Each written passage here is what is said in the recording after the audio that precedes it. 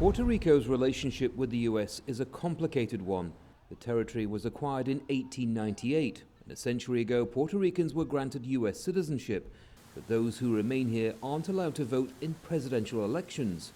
The important thing over here is that we allowed the people of Puerto Rico to have a choice. Governor Rico wants to change that. Since he came to office, he's been pushing for Puerto Rico to become the 51st US state, and sees the latest referendum as a way of ending uncertainty about the island's future. The world has all but eradicated colonial territories. So it is a shameful status, in my view. It is one that inhibits the growth of Puerto Rico, so it shouldn't move forward. Voters here will be given three options: independence, statehood, or remaining a US territory, but it's proving controversial.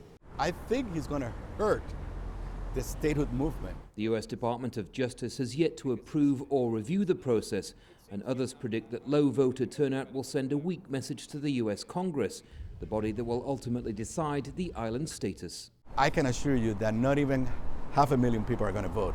So that's a way to basically tell Congress and tell the US government and US public opinion that nobody is really validating this process. Another reason it's thought the governor has fast-tracked this latest referendum is to tackle Puerto Rico's debt, which currently stands at more than $70 billion.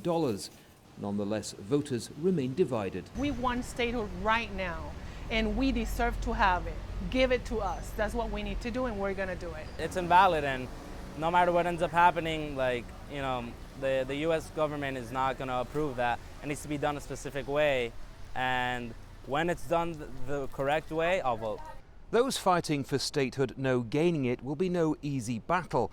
This island's massive debt and voter turnout are just two potential obstacles, but the governor says he's ready for a long, hard-fought fight. But the upshot is this latest referendum is likely to change very little, a status Puerto Ricans have grown used to. Whatever the result, it will largely be symbolic, but it may at least force Washington to acknowledge what people here want for themselves and their future. Andy Gallagher, Al Jazeera, San Juan, Puerto Rico.